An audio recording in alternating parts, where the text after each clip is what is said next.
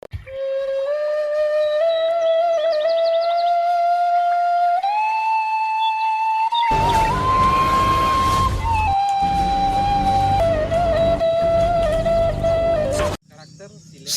warahmatullahi wabarakatuh. Bismillahirrahmanirrahim. Alhamdulillahirabbil alamin. Wassalatu wassalamu ala asrafil anbiya'i wal mursalin wa ala alihi washabbihi rasulillahi ajmain. Para pemirsa channel Hidayah Minang, sanak saudara di rantau maupun di kampung.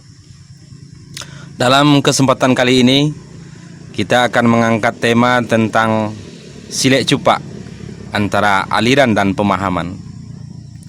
Nagari Cupak merupakan nagari dalam wilayah Kepulauan Tiga Baleh, sebuah nagari yang dilintasi jalan lintas Sumatera, di mana sebagian besar masyarakatnya adalah petani dan pedagang, dengan populasi penduduk kurang lebih dari 20.000 jiwa.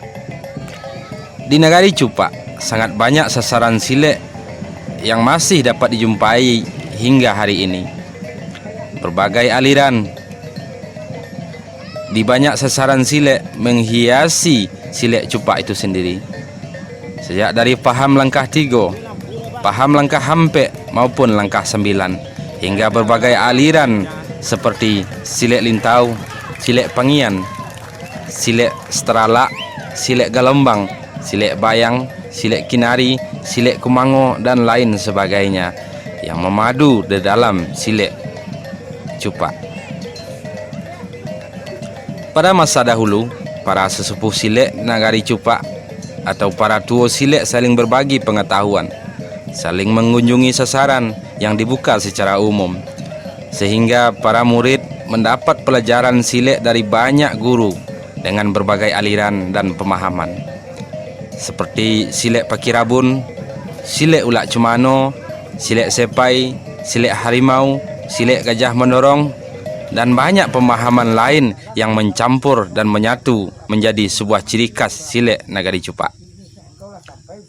Saat ini masih ada sesepuh silek yang masih konsisten mewariskan pengetahuan beliau kepada generasi muda, seperti Gaek Makna Mantari Alam atau yang disebut dengan Gaek Pelong, Mak Danin Capek, Gaek Nagari Basa, dan masih banyak sesepuh silek nagari Cupak yang masih sangat dan semangat mewariskan pengetahuan dan pengalaman yang beliau miliki.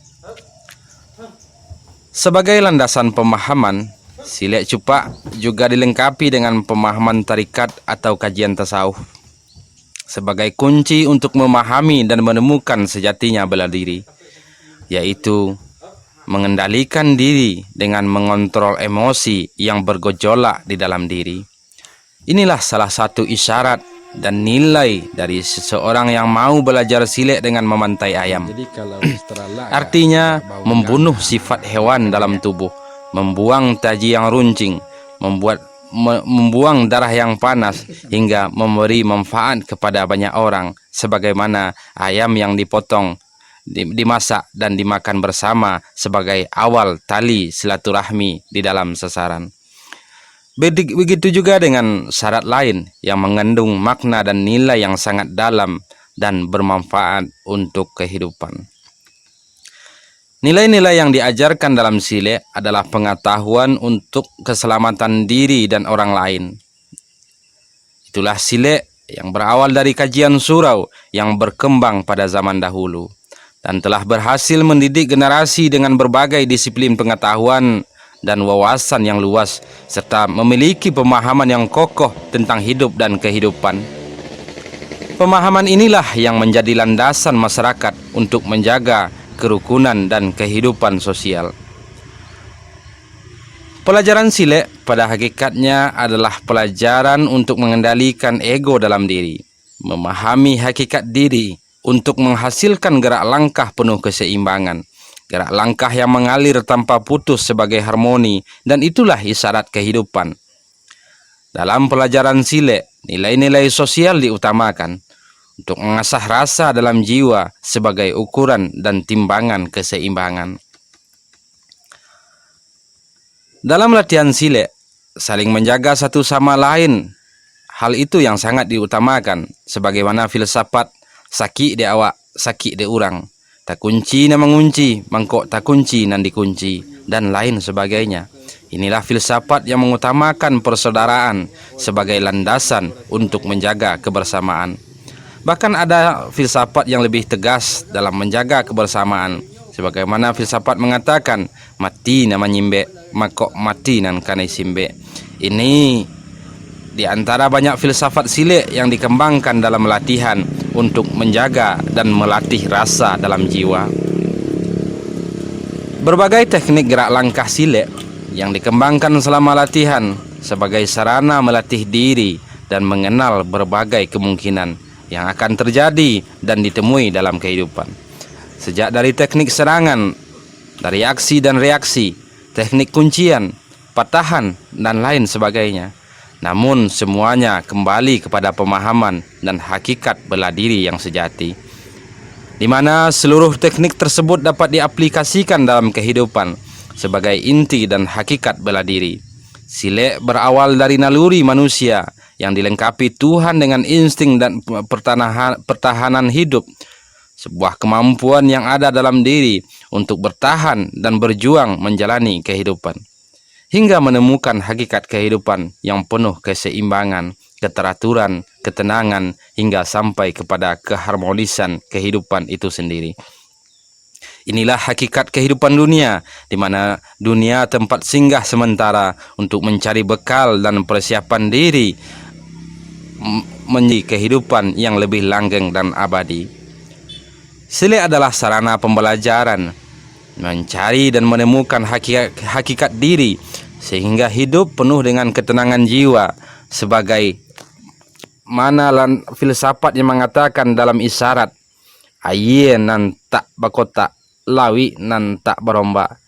Nilai-nilai inilah yang mulai pudar pada generasi muda saat ini, di mana banyak dari generasi muda tidak lagi memahami hakikat diri, sehingga sering congkak dalam keseharian, sombong dengan berbagai hal prestasi dunia yang mereka miliki, padahal semuanya adalah titipan.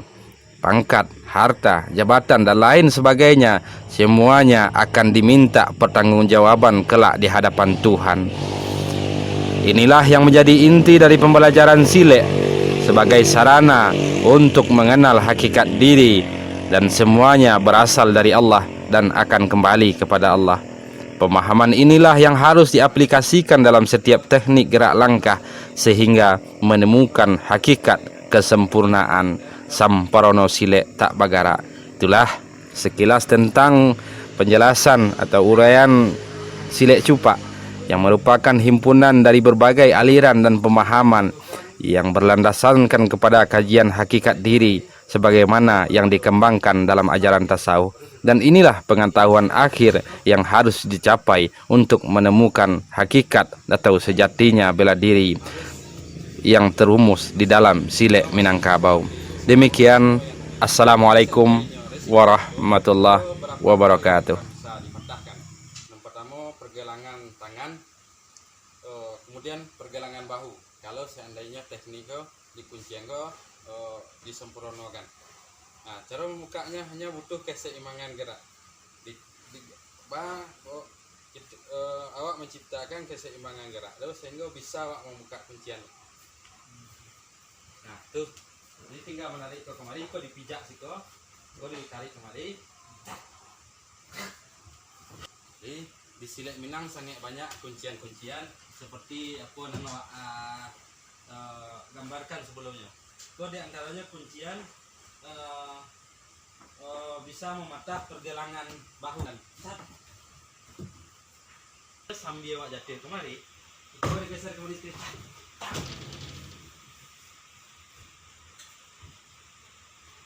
Wais, sangat mematikan kalau ditarik ke situ, ditolong situ. Kok disasakin, kok didorong gitu.